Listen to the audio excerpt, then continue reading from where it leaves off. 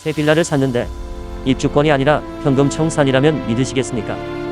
당신의 운명을 바꾸는 건 집값이 아니라 단 하루의 날짜입니다.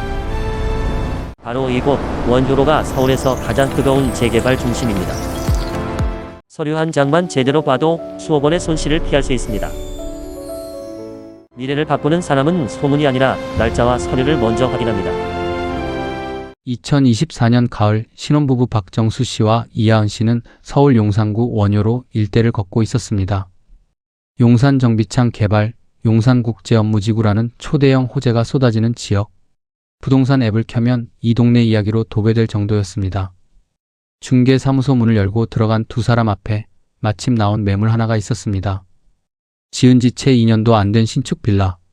전용 면적은 넉넉하고 방음도 좋고 무엇보다 여기 나중에 재개발되면 새 아파트 입주권 나올 수도 있어요 라는 중개사의 말 한마디가 두 사람의 마음을 흔들었습니다.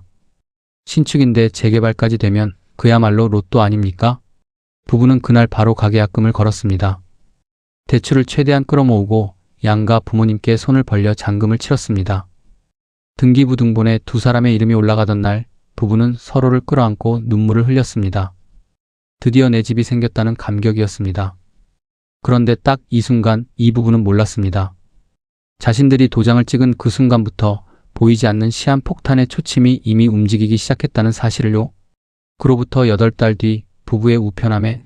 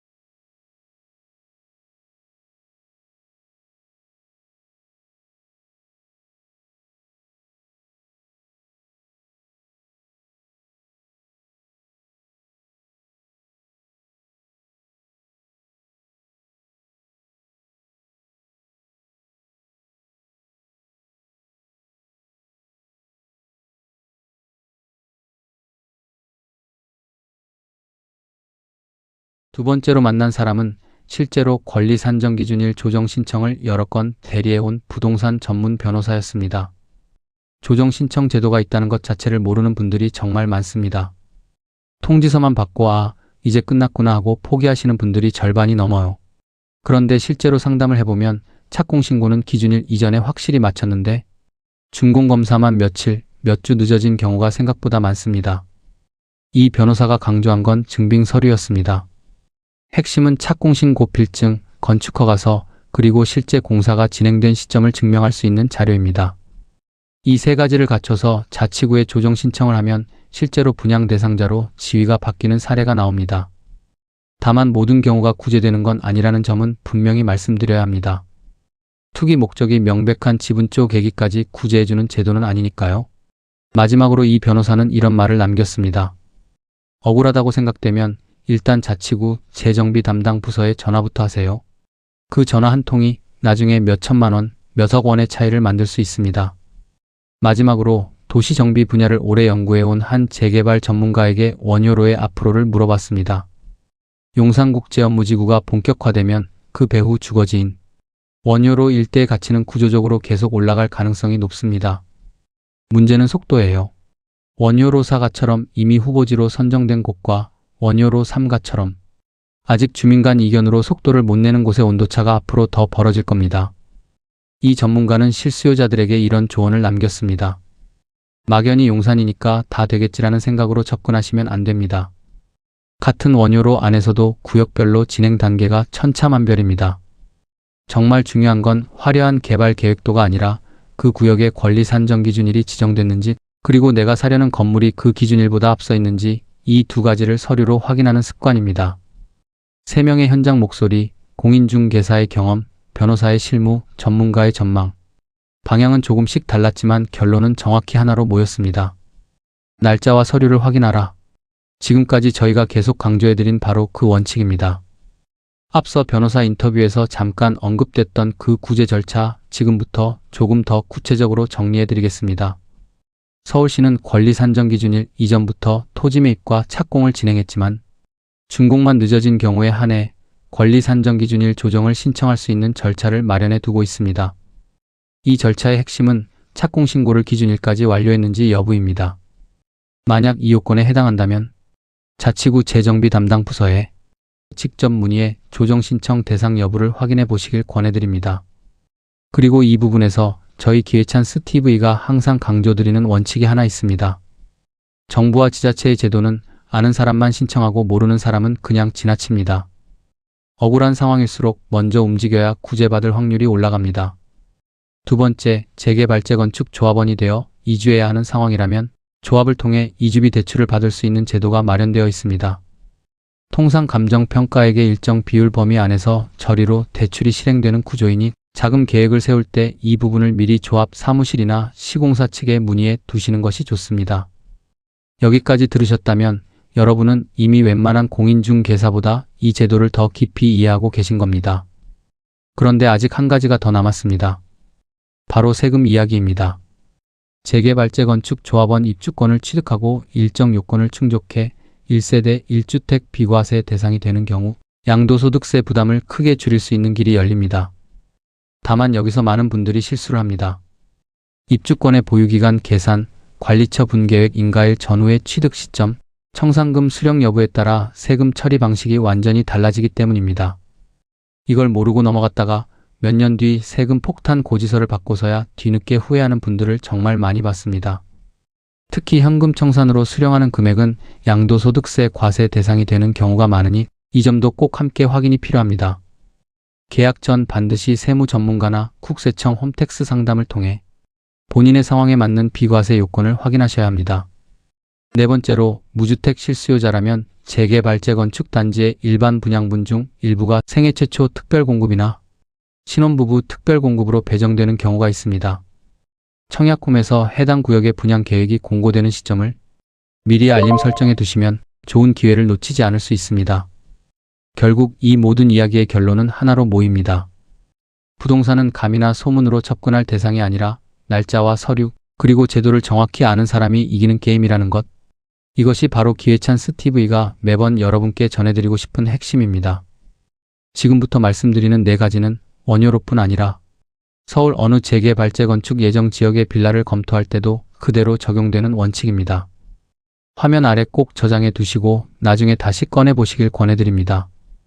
첫째, 해당 구역이 신속통합기획이나 모아타운 후보지로 선정되었는지 아니면 아직 후보지 신청 단계에 불과한지부터 확인하십시오. 서울시가 운영하는 정비사업 정보 몽땅 홈페이지에서 구역명이나 위치를 검색하면 선정 여부와 진행 단계를 확인할 수 있습니다. 둘째, 그 구역의 정확한 권리 산정 기준일을 찾으십시오. 앞서 말씀드린 대로 1차 공모 선정 구역은 2021년 9월 23일, 2차 공모 및 이후 수시 선정 구역 상당수는 2022년 1월 28일이 기준일로 지정된 사례가 많고 2024년 이후 새롭게 선정되는 구역들은 자치구 추천일이나 서울시가 별도로 정하는 날짜가 기준일이 되는 방식으로 바뀌고 있습니다. 지역마다, 시기마다 기준일이 다르기 때문에 반드시 해당 구역 공고문을 직접 확인해야 합니다. 셋째, 매입하려는 건물의 건축물 대장을 떼어 사용 승인일을 확인하십시오.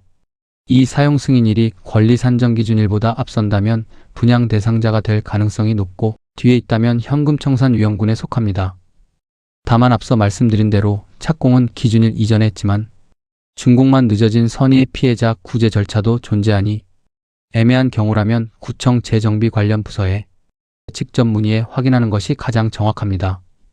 넷째, 등기부등본을 통해 소유권 이전 시점과 지분 분할 이력을 확인하십시오. 한 필지가 언제 몇 개의 지분으로 쪼개졌는지 그 시점이 권리 산정 기준일 전인지 후인지가 관건입니다. 이 4가지 구역 선정 여부, 권리 산정 기준일, 건축물 사용 승인일, 지분 분할 이력 이것만 확인해도 여러분은 이미 오늘 오프닝에서 만났던 그 신혼부부보다 훨씬 안전한 위치에 서 계신 겁니다. 지금 이 4가지 캡처해두고 싶으신 분들 많으실 텐데요. 나중에 다시 찾아보시려면 지금 알림 설정까지 눌러두세요. 저희가 앞으로 올릴 실전 사례 영상들 알림이 와야 놓치지 않고 보실 수 있습니다. 다시 앞에 그 신혼부부 이야기로 돌아가 보겠습니다. 편지를 받고 뜬 눈으로 밤을 지새운 다음날 부부는 무작정 구청으로 향했습니다. 재정비 담당 부서를 찾아가 자신들의 건축물 사용 승인일과 지역 권리 산정 기준일을 다시 한번 정확히 확인했고 착공 신고 시점이 기준일보다 앞섰다는 사실을 서류로 입증해 앞에서 말씀드린 조정 신청 절차를 밟기 시작했습니다. 물론 모든 상황이 이렇게 해피엔딩으로 끝나는 것은 아닙니다. 실제로 구제받지 못하고 현금 청산으로 마무리되는 사례도 분명 존재합니다. 그래서 이 영상은 이미 벌어진 일에 대한 위로의 이야기가 아니라 아직 계약서에 도장을 찍기 전인 여러분을 위한 이야기입니다. 부동산은 결국 정보의 싸움입니다. 같은 동네, 같은 골목, 심지어 담장 하나를 사이에 둔 옆집이라도 사용 승인일이 단 며칠 다르다는 이유로 누군가는 새 아파트를 받고 누군가는 현금 몇 푼을 손에 쥔 채 떠나야 합니다. 냉정하지만 이것이 지금 대한민국 재개발 현장의 현실입니다. 그렇다면 우리가 할 수 있는 최선은 무엇일까요? 이 냉정한 게임의 규칙을 남들보다 먼저 정확히 아는 것입니다. 오늘 이 영상을 끝까지 보신 여러분은 이제 권리 산정 기준일이라는 9글자 앞에서 더 이상 손을 떨지 않으셔도 됩니다. 여기까지 용산 원효로에서 지금 실제로 벌어지고 있는 권리 산정 기준일과 지분 쪼개기의 진실, 그리고 현장의 생생한 목소리였습니다. 혹시 지금 재개발 예정 지역의 빌라를 알아보고 계신 분이 있다면 오늘 알려드린 4가지 체크리스트 절대 잊지 마시고 꼭 직접 확인해 보시길 바랍니다. 이 영상이 조금이라도 도움이 되셨다면 구독과 좋아요, 그리고 알림 설정까지 눌러주시길 부탁드립니다. 저희 기회찬스 TV는 이렇게 아무도 자세히 설명해주지 않는, 그러나 여러분의 자산을 지키는데 결정적인 제도와 정보를 실제 현장 이야기와 함께 계속 파헤쳐 나가겠습니다. 다음 영상에서는 같은 원효로 일대에서 조합원 지위를 둘러싸고 실제로 벌어졌던 소송 이야기, 그리고 재개발 이주비 대출을 활용해 자금 부담 없이 새 아파트를 받은 실제 사례를 준비하고 있습니다.